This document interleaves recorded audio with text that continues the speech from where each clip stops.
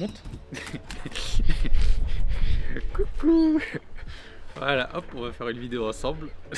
Bon, si tu te demandes pourquoi j'avais un chien là avec moi au début de la vidéo, c'est juste le pourquoi du comment. J'ai un logement gratuit là pendant 5 semaines en plein Sydney. Et en étant payé pour le garder. Enfin bref, t'as pas cliqué sur la vidéo pour que je te parle de ça. Si ça t'intéresse un peu plus, ce que je viens de te dire, va voir la vidéo précédente. Exactement comme j'ai déjà fait une vidéo 7 conseils, 7 erreurs. Je me suis rendu compte qu'en vrai, il y a beaucoup de personnes, que ce soit dans mes messages privés ou dans le groupe WhatsApp que j'ai créé, qui tombent un peu de haut face à la réalité de comment ça se passe en réalité l'Australie comparé à ce qu'ils attendaient, à ce qu'ils avaient vu sur les réseaux, par rapport à ce que même certains proches leur disent. Et leur vendre un peu du rêve sans faire exprès, sans parler en fait de la face un peu moins glamour de l'Australie, on va dire. Premier point, et ça commence un peu à s'inverser la tendance autour de ça. Il y a beaucoup de personnes qui commencent à prendre la parole, c'est que les salaires sont très élevés et que la vie est facile. Les deux sont tout le temps associés, parce qu'il y en a beaucoup qui pensent que parce que tu as un gros salaire, la vie elle est facile.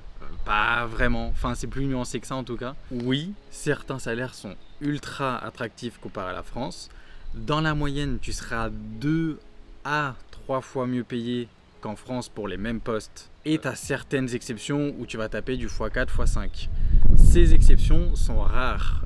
Et tu es plus souvent vers le x2 que le x3. Ça déjà, clair et net, c'est sûr et certain. Et moi je te dis ça alors que je fais partie des exceptions qui ont eu la chance de bosser pendant 6 mois à environ 48$ de l'heure. Et sur le côté la vie est facile, c'est aussi à nuancer sur le fait que tu es étranger. Énormément de paperasse à l'arrivée, mais oui, après 3 mois, tu as moins de paperasse, c'est logique. Que le coût de la vie, il peut être élevé, ça aussi c'est à nuancer, dans le sens où tu vas gagner plus, et pour la majorité des personnes qui viennent ici, vu qu'elles n'ont jamais vraiment eu beaucoup d'argent sur leur compte en banque, je dis pas ça méchamment, juste c'est un fait, il y en a beaucoup qui vont beaucoup claquer d'argent. Ils vont pas se restreindre, et généralement ce côté de je vais faire un peu plus attention, il arrive au bout de 6 mois, 1 an, 2 ans en Australie, où les gens ils vont commencer à se dire bon là j'ai assez kiffé, mais à un moment où mettre un petit peu d'argent de côté si je dois retourner en France ou si je dois tenter une autre aventure ailleurs, ça peut être bien aussi. Mais aussi à savoir, c'est que tu dois faire ta déclaration d'impôt, et que l'Australie, bon forcément ils imposent pas plus qu'en France vu qu'on est passé numéro 1 en 2024, mais ils sont dans un solide top 10 dans le monde, donc tu vas payer des impôts. Au-delà de 45 000$, tu commences à avoir une tranche d'imposition. Si ça en intéresse certains, que j'en fasse une vidéo dédiée sur comment déclarer, et au moment où il y a la déclaration à faire en été, que je vous montre comment la faire ou que je vous donne un contact d'une personne qui peut vous le faire, tu mets un commentaire, je le ferai avec plaisir. Mais ouais, du coup tout ça pour te dire qu'il faut vraiment mettre en parallèle ce que tu vas gagner, ce que tu vas dépenser, la difficulté à l'arrivée, que ce soit pour trouver un logement, pour trouver tes premiers tafs, pour commencer à apprendre l'anglais, les expressions australiennes, parce que tu peux savoir parler anglais et rien comprendre quand on va dire « How you doing ?» Frère, ça veut rien dire, et ça veut dire « Comment ça va ?» C'est pas ça qu'on t'a appris à l'école, tu vois. Donc tous ces petits trucs-là, il y a un gros temps d'adaptation à l'arrivée. Mais les salaires, vraiment, revois à la baisse ce que t'imaginais, surtout si t'es autant consommateur du TikTok, Instagram, parce que les mecs là-dessus, ils veulent juste vendre des accompagnements et des e-books.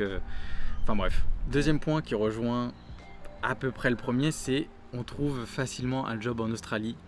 Peut-être que avant Covid et même pendant Covid, ceux qui avaient la chance d'être déjà sur place, vraiment, il y avait un besoin de ouf parce que l'Australie a quand même beaucoup besoin des immigrés, donc nous. Sauf que quand il y a eu le Covid, ils ne pouvaient pas en faire venir plus. Donc ceux qui étaient sur place, ils étaient très demandés sur les tafs de backpacker. Donc en gros, ils avaient vraiment l'embarras du choix. Mais là aujourd'hui, quand tu vois que la France, ça va de plus en plus mal, il commence à y avoir tous les pays qui changent de dynamique et l'Australie qui arrive à se maintenir et à continuer à offrir une bonne qualité de vie, une bonne rémunération pour un coût de la vie qui reste équivalent, qui part pas comme à Singapour, tu vois, ou des villes comme ça. Pourquoi je te dis tout ça, c'est qu'il y a de plus en plus de monde en Australie.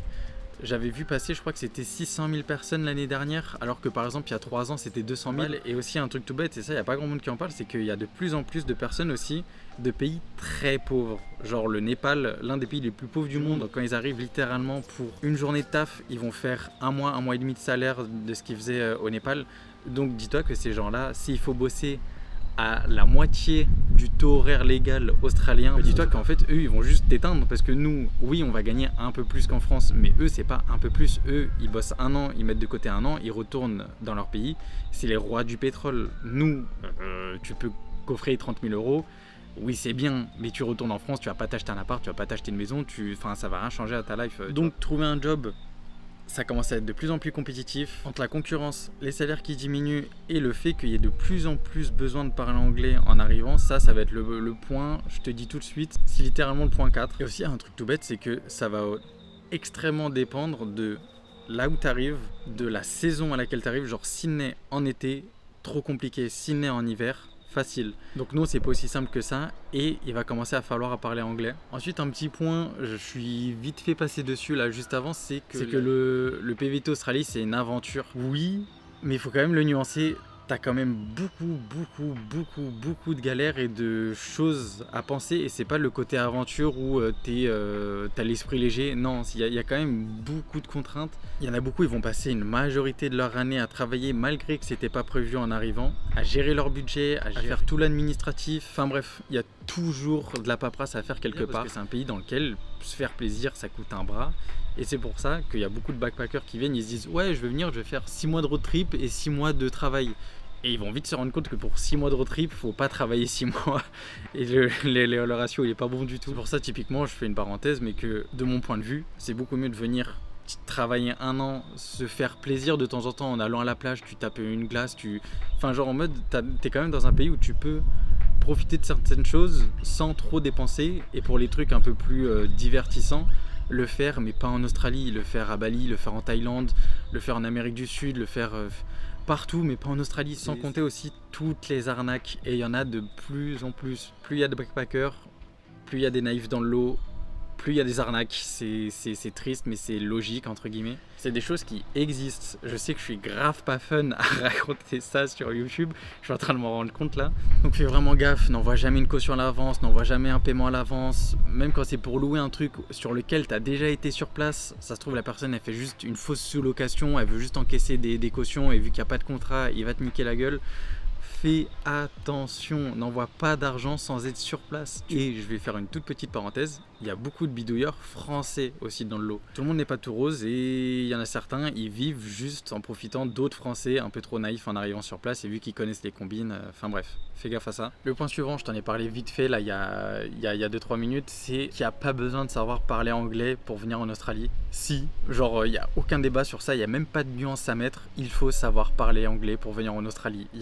Sur ça, je suis fermé au débat de ouf parce que, déjà plusieurs points. Le problème, c'est que ça va te jouer des tours, tu vas mal comprendre des choses. C'est le meilleur exemple que j'ai à chaque fois qu'on me parle de savoir parler anglais, que ce soit dans des commentaires, par message privé sur Insta ou quoi. Tu vas vouloir trouver du travail. Tu vas postuler sur Indeed, Seek ou Gumtree parce que tout se fait là-dessus, le démarchage sur place. Ça marche encore un peu, mais on va passer en 2025. Les employeurs, ils commencent à en avoir marre de voir tous les backpackers venir à leur porte. Donc à chaque fois, la plupart, même pour un pauvre McDo, ils vont te dire ouais, postule en ligne. Donc tu vas postuler en ligne, mais quand il y a quelqu'un qui va tomber sur ton CV, qui va être intéressé, il va regarder les contacts, il va pas t'envoyer un mail parce que si ça doit discuter par mail interposé, qui doit attendre que toi tu lui aies répondu pour contacter un autre candidat, il va juste te passer un coup de fil. Qu'est-ce que tu vas faire au téléphone? En sachant que si tu veux avoir un ordre d'idée de comment ça se passe en anglais au téléphone, moi qui suis venu avec un bon niveau d'anglais, pas moyen, pas le meilleur, un bon niveau d'anglais. Discuter avec des personnes extérieures, j'ai aucun problème, mais au téléphone, c'est compliqué parce que la qualité de la voix, c'est pas la même chose qu'en face à face, sur ça, logique. Il suffit que la personne elle ait un petit peu de bruit autour ou que toi tu aies du bruit autour, tu vas entendre un mot sur deux. Et en plus, que quand tu parles avec une personne physiquement, tu arrives à interpréter ses expressions. Si la personne a fait une tête comme ça, tu vois, c'est que tu te dis, ah, elle est en train de se poser une question, tu vois, et si tu as capté un ou deux mots de la phrase, tu vas deviner que c'est une question par rapport aux mots que tu as compris. Mais au téléphone, tu n'as aucune expression, rien. Donc tu n'as rien à gratter en dehors du vocabulaire. Si tu ne sais pas parler anglais, tu es mort dans le film. Et je vais te donner un exemple encore plus parlant. Et ma copine qui est arrivée en ayant un niveau d'anglais catastrophique, vraiment ça dépassait pas les 5 mots en anglais. Moi, j'ai trouvé un taf en 2 ou 3 jours, je crois, un truc comme ça. Elle, au bout d'1 mois et demi. Moi, quelqu'un qui me dit « Je sais pas parler anglais, est-ce que tu penses que ça vaut le coup que je vienne ?» Aujourd'hui, moi, je lui dirais quand même que non, parce que c'est dur si tu parles pas anglais. Vraiment. Après, un truc tout bête. Au début, vas-y, c'est marrant en 2018-2019 quand il y avait des vannes sur ça, mais là, de voir ça en Big 2025 encore sous certains commentaires, que ce soit sous mes propres vidéos ou sous certains réels que je vois passer sur Insta, du coup. de gens qui sont en mode oh c'est bien de gagner 2 fois plus qu'en France, puis si c'est pour se faire tuer par une araignée dans son sommeil, non, le dernier mort je crois qu'il y a eu à cause d'une morsure d'un animal venimeux en Australie, je crois c'est 1960, un truc comme ça, je vérifierai, je mettrai l'information, mais non, genre il y a plus de gens qui meurent à cause de piqûres d'abeilles dans le Pacifique que de morts d'araignées ou de serpents en Australie. Ça n'existe plus, c'est un mythe. Après, des araignées, tu vas en croiser plus qu'en France, c'est sûr. Il y en a certaines que tu vas croiser qui seront plus grosses que celles en France, c'est sûr. Et si tu vas dans les fermes, tu vas voir des trucs plus exotiques qu'en France, c'est sûr. Après, je dis pas que le risque zéro, il n'existe pas. Oui, tu as plus de chances de mourir d'un serpent en Australie qu'en France. Mais c'est une stat comme une autre, quoi. Genre, tu fais attention, quand tu vois un serpent, tu lui sautes pas dessus et tu lui tapes pas sur le crâne et ça devrait aller, tu vois. Si tu veux un ordre d'idée sur les grosses araignées que j'ai croisées ici, j'en ai croisé 3. Ça s'est réparti sur les 2 premières semaines en Australie. On dormait les fenêtres grandes ouvertes jour et nuit, genre vraiment, il n'y a pas une seconde où c'était fermé. Et à un moment, oui, il y a eu des grosses araignées au plafond, il y en a eu 3. Mais depuis ce moment-là, j'ai plus revu de grosses araignées dans le logement dans lequel je vivais. Après, quand tu bosses dans les jardins et que tu bosses dans des jardins abandonnés, tu sais, de maisons qui sont plus entretenues, oui, tu vas avoir des trucs un peu rigolos. Tu vas avoir des gros lézards, tu vas avoir des trucs comme ça. Et le pire, c'est que j'ai déjà reçu des messages ou vu des commentaires de j'hésite à venir à cause de ça. Dire ça, c'est vraiment une dinguerie. Ensuite, on dirait vraiment que je suis en train de te rendre des comptes par rapport à l'Australie et que je déteste le pays. Il y a plein de trucs bien, hein, je préfère le préciser, mais je suis venu dans l'idée où il fait toujours chaud en Australie. Genre, je sais pas pourquoi, dans ma valise, ça a ramené 2 ou 3 pulls, je crois, un truc comme ça, l'hiver. En tout cas à Sydney, et je sais que Sydney c'est pas le plus froid, genre Melbourne, la Tasmanie, genre des coins comme ça, il fait super froid comparé à Sydney en hiver, mais genre en hiver, j'ai été surpris on a dû aller acheter des plaids, des pulls, des jogging, des trucs pour se réchauffer parce qu'il faisait froid, et en plus, et c'est là où c'est un petit peu le traquenard quand même, c'est que tous les logements n'ont pas de chauffage, donc c'est à toi de te démerder. Et ça c'est courant quand même, j'ai quand même posé des questions à pas mal de personnes à cette période-là et il y en a beaucoup qui me disaient la même chose. Attends-toi à ce qu'il fasse froid en hiver. Après, si tu fais partie des backpackers qui vont suivre le soleil au fur et à mesure de l'année, t'auras pas de problème. Si tu es dans une grande ville au moment de l'hiver et que tu dis que tu vas rester encore quelques mois, profite à ce moment-là pour changer de logement parce que c'est le moment où les meilleurs logements sont lâchés par les gens qui se cassent parce qu'il commence à faire froid. Parce qu'après en été, et en plus j'ai discuté ce matin avec le mec là qui m'a fait mon super dégradé ce matin, c'était un français. Bah là du coup il est arrivé là vers 20 décembre, un truc comme ça. Et il me disait les seuls logements qui restent ils sont chers, il y a de la moisissure dans les salles de bain et tout ça. Et après un dernier truc, c'est le mensonge que tous les Australiens sont relax, cool, ils sont tous des surfeurs, tout ça. Et il y en a beaucoup, mais il y a une grosse majorité, c'est des énormes faux culs, ils s'en bat les coups de ta vie, hein. Genre vraiment, c'est des faux culs de ouf et ils sont trop bons dans cet exercice-là. Voilà les beaufs, les sujets de conversation ils tournent en rond, beaucoup de faux culs, et quand tu t'éloignes, là par contre c'est quand tu t'éloignes genre dans le centre des grandes villes, ça va, il y en a pas trop. Mais les mecs un peu bancal sur couleur de peau et tout ça, genre ça c'est quand tu t'éloignes dans les grandes villes ou que tu vas dans les petites villes, là vraiment, ils sont en roue libre. Donc c'est des trucs qui existent. Dans l'idée, j'en ai mis que 7. En vrai, je pourrais continuer à en rajouter 3-4 autres. Mais le but, c'est pas non plus de diaboliser l'Australie. Franchement, c'est un pays de ouf. Moi, j'ai prévu de tirer 2 ou 3 ans ici. Donc, je peux que t'en dire du bien. Tant que j'y pense, d'ailleurs, dans la description, tu trouveras mon lien Shapka. En passant par ce lien-là, tu auras moins 5% sur ton assurance. Et tu trouveras aussi 2 liens pour les applications de livraison, DoorDash, Uber Eats. À partir d'un certain nombre de livraisons, tu as plusieurs centaines de dollars de bonus. Pense à mettre un like, si tu as des questions, mets un commentaire, je t'y réponds avec plaisir.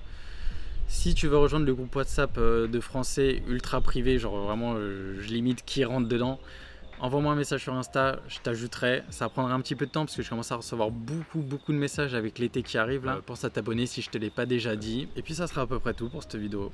Donc je te souhaite un bon début d'année 2025 et puis à la prochaine.